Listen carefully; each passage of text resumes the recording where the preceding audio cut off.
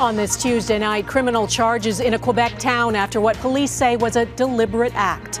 The driver accused of going on a rampage and the horror haunting witnesses. High drama. This incident demonstrates a lack of competence. The U.S. forced to ditch a military drone, and it blames Russian fighter jets. Clearing the avalanche of complaints against airlines. Ottawa's multi-million-dollar plan to help unhappy customers get their money back. And inspiring inclusion. I always knew that there is something different in me. The BC drag queen paving a path for the Punjabi queer community.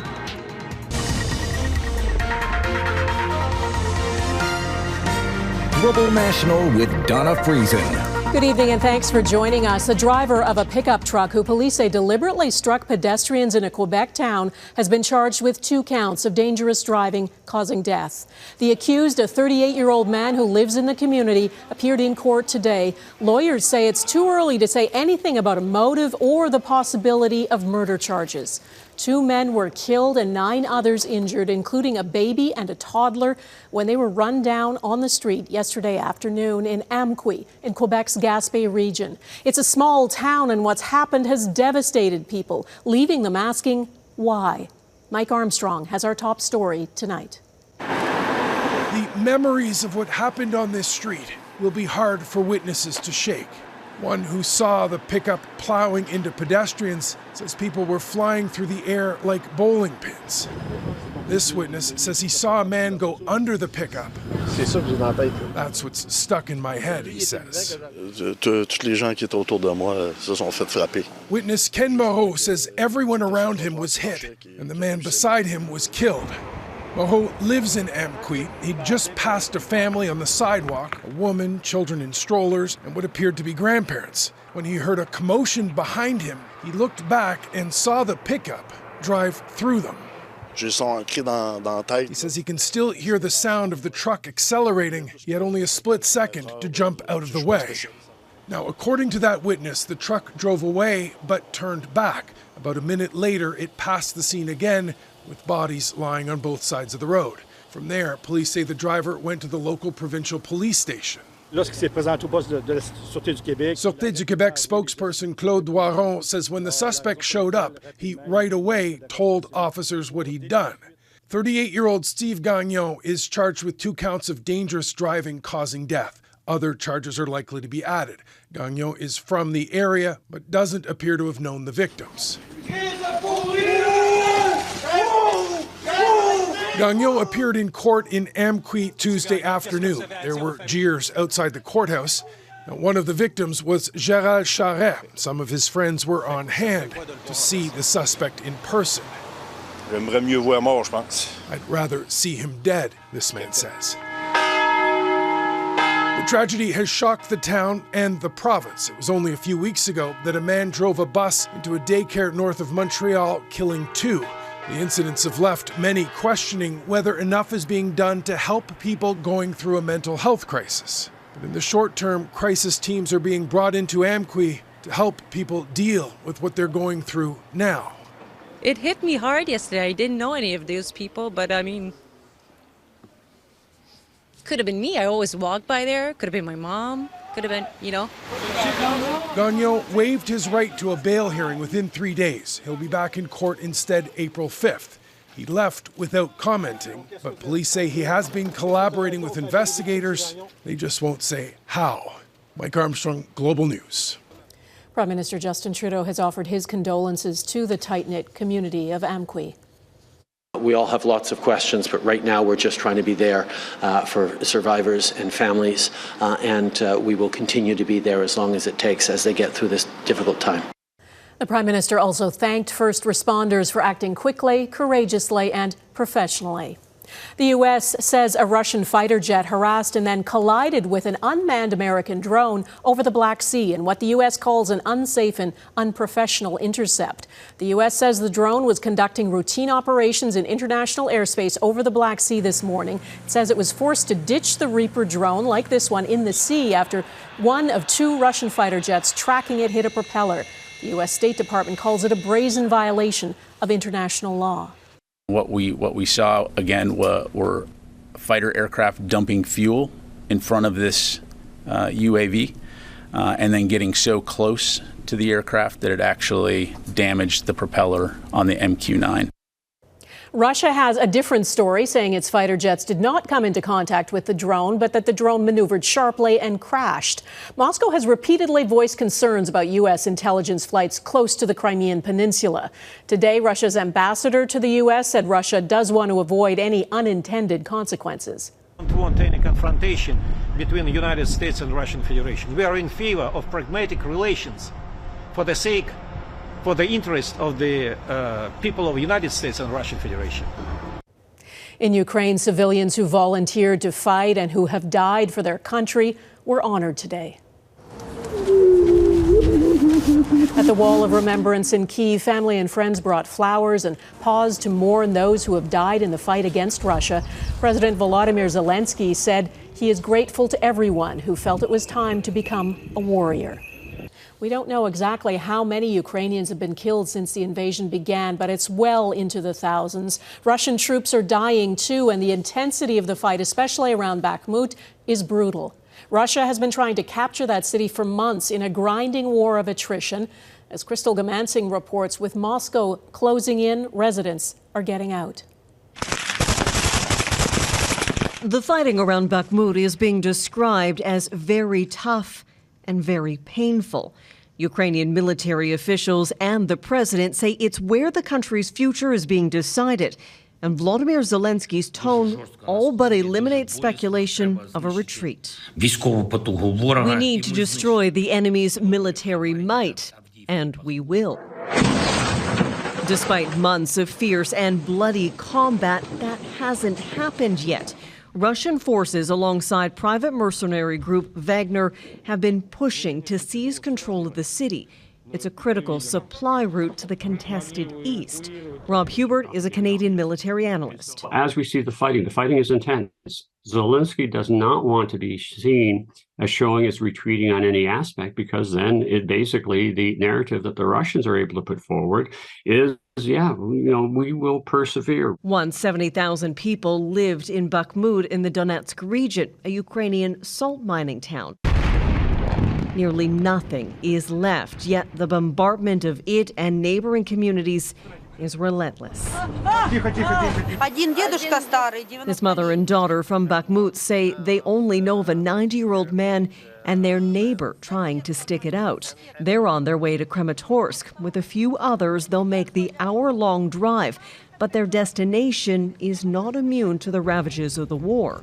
One person was killed Tuesday in a Russian missile strike on the city's center. 6 high-rise buildings were damaged and several people injured. The real moment of achievement for Putin is when he is able to convince enough of the major decision makers within the West that the war can't be won. Combating that seed of doubt is part of the reason Ukrainian officials have been front and center speaking with world leaders. The West has been unified to this point, and the donated weapons flowing to Ukraine are the difference maker. Crystal Gamansing, Global News, London. The U.S., the U.K. and Australia are banding together to create a new fleet of nuclear-powered submarines intended to counter the influence of China. Canada, a close ally of all 3 countries, has chosen not to be part of it, despite our country's lack of sophisticated submarines and our increasing vulnerability around Arctic security. Redmond Shannon reports. 3/5 of the Five Eyes are focusing underwater.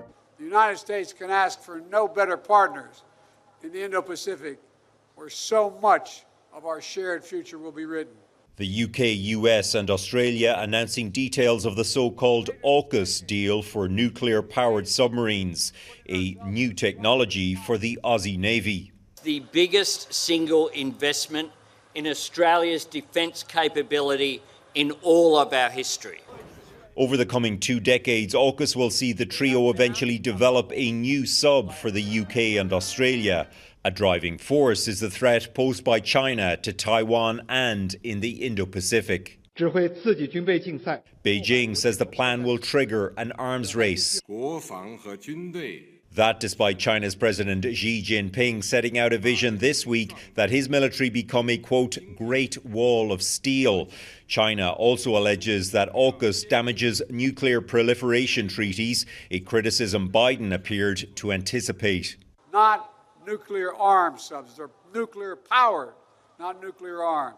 That technology allows subs to stay underwater and ideally undetected for much longer periods.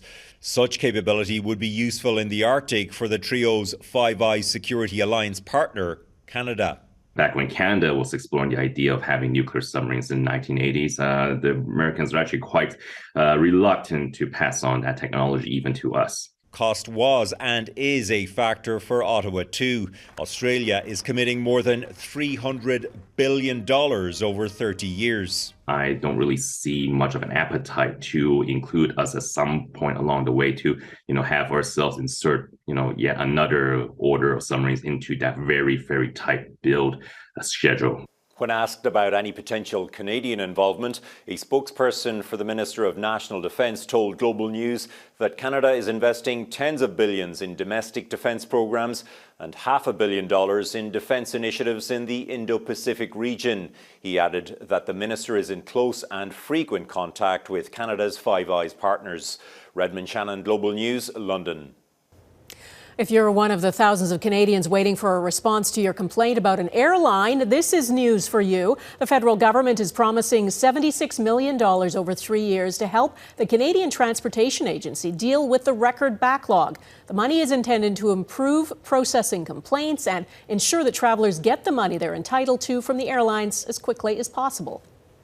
Obviously, we don't want planes to fly when it's unsafe to do so, but there are certain things that are within the control of the airlines, and we need to have clearer rules that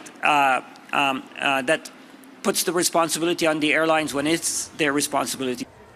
The federal transport minister says the government is working on major changes to passenger rights. Canada's airline industry has been plagued by staff shortages and intense demand, plus bad weather. The unprecedented disruptions have led to a flood of air passenger complaints. In the U.S., new winter storms are bearing down on millions of people on both coasts tonight. On the West Coast, yet another atmospheric river threatens to dump heavy rain on California, adding to fears of fresh flooding in an area already drenched. In the Northeast, a late winter storm has left hundreds of thousands of people without power. Jackson Proskow has the latest. From west to east, both coasts of the U.S. are taking a brutal late winter beating. A classic nor'easter stalled off New England, dumping more than 60 centimeters of heavy, wet snow, making for treacherous travel on the roads and tricky landings at airports. This is not the light, fluffy, pretty Christmas snow. This is going to come down like a brick. And it is that weight that causes the problem. Satellite images captured lightning flashes inside the core of the powerful storm. The snow, coupled with wind gusts nearing 90 kilometers per hour, brought down trees and power lines. More than 250,000 homes were left in the dark across New York and Massachusetts. While ferocious winds and big waves lashed the coast, pushing water inland, raising the risk of flooding. I'm just filling up my bucket, getting ready for tomorrow, those 20 inches we're getting. When you live in New England, if you're not prepared, you're looking for trouble.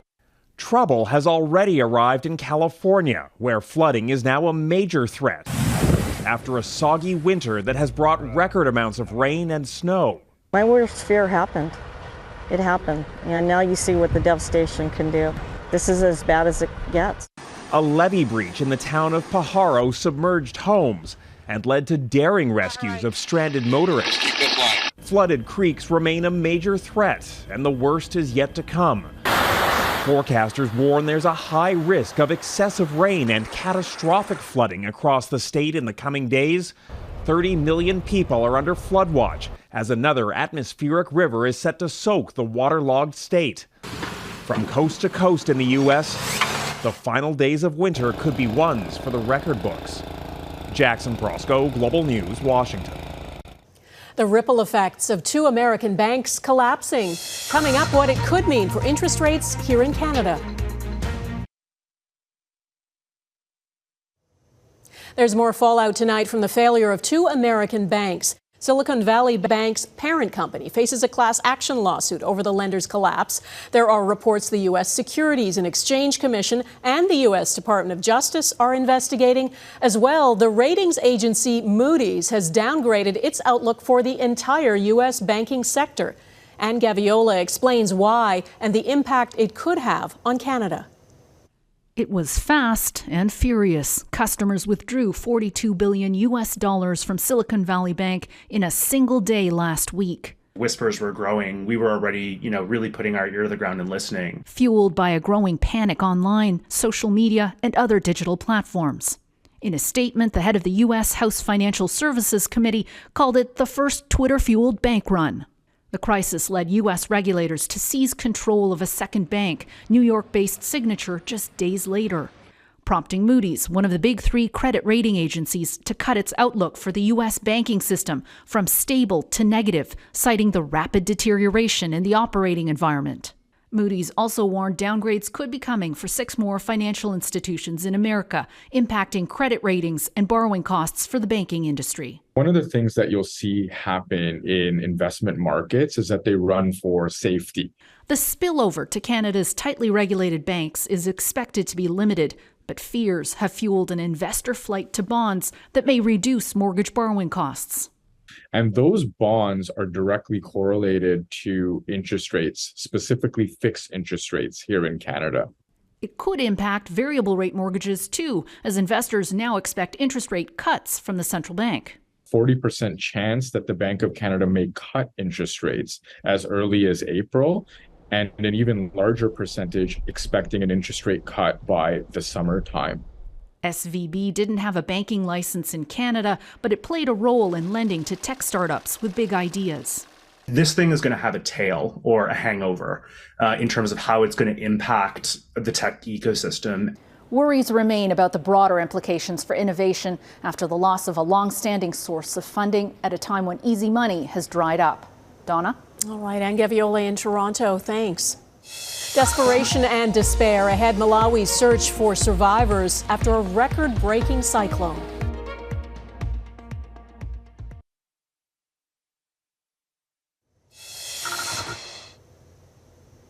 This drone footage shows the scale of the destruction after a deadly landslide on Sunday in Manaus, Brazil. It is the largest city in the Amazon region. 8 people were killed, including 4 children, and 11 houses destroyed. Above-average rainfall saturated the ground and made hillsides there unstable. And it's the latest weather disaster for Brazil. Dozens were killed in a landslide in Sao Paulo state in February. In Malawi, the search for survivors continues after Tropical Storm Freddie ripped through the southern African nation over the weekend. The official death toll has now jumped to at least 190, and that number is expected to rise as rain and severe flooding continue to complicate rescue efforts. The storm, which first made landfall in the region last month, is set to be the longest ever tropical cyclone. In Paris, it's not pretty. Many streets are covered in piles of garbage that are growing larger by the day. Garbage collectors are on strike as part of ongoing protests against the government's deeply unpopular pension reforms. An estimated 6,000 tons of garbage is accumulated since the strike started a week ago. The government's plan to raise the retirement age from 62 to 64 is facing fierce opposition and protests. French President Emmanuel Macron has refused to meet with the unions and vows the reforms will go ahead. The bill is up for a key vote on Thursday. A tense situation is building in the Pakistani city of Lahore as police attempt to arrest the country's former prime minister and main opposition leader, Imran Khan. Hundreds of supporters gathered outside Khan's compound today, trying to stop police from entering. Officers fired tear gas and water cannon. Injuries have been reported on both sides. Khan is wanted on allegations of corruption and terrorism. He says he's done nothing wrong and that the case is politically motivated. Punjabi pioneer next, how a BC drag queen is inspiring others while featuring her South Asian roots.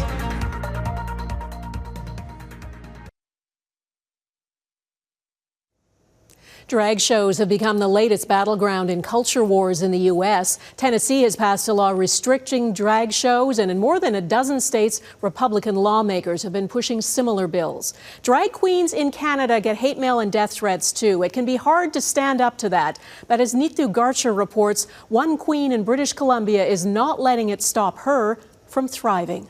I always knew that there is something different in me. Even as a boy growing up in India, doing drag before understanding what it was. I started cross-dressing and performing. Whenever I would perform, I remember people would start calling me names. There were a few incidents when I was beaten up.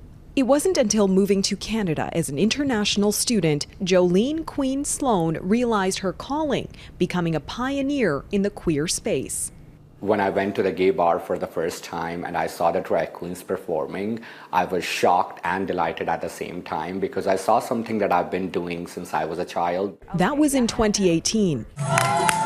Now she's the one performing every week while embracing her culture and identity. Working on my day job as an early childhood educator, I am making sure that I am giving that education and exposure to the children. I see Jolene as paving the path for so many people. Joshna and her wife Angit took Angit's parents to Jolene's performance last year. It was their first drag event. I think they were just like in a bit of shock and a bit of awe, and like I could see my mum's face slowly changing to a smile. And that just made me think, actually, why am I so worried holding my wife's hand in public? It's my wife, we're married, we should be able to hold our hands, Especially as anti-LGBTQ2S+ protests in Canada seem to be on the rise, they say Jolene's work is a way to combat hate. I feel the more education we get as a community, whether you're queer or not queer, is the most important thing. Jolene is set to return to India next month for the first time in 7 years. I am really proud to go back and show my parents what I have become and how successful it is and how beautiful it is. Jolene says she has drag performances booked in states across India and dreams of opening the first gay bar in her home community in Punjab, so more people can see a reflection of themselves the way she did. Neetu Garcha, Global News, Vancouver. And that is Global National for this Tuesday. I'm Donna Friesen. Tonight's Your Canada is Mackles Lake near Terra Nova, Newfoundland and Labrador. We'd love to see Your Canada. Please email it to viewers@globalnational.com. And thanks for watching. Hope to see you here again tomorrow. Bye-bye.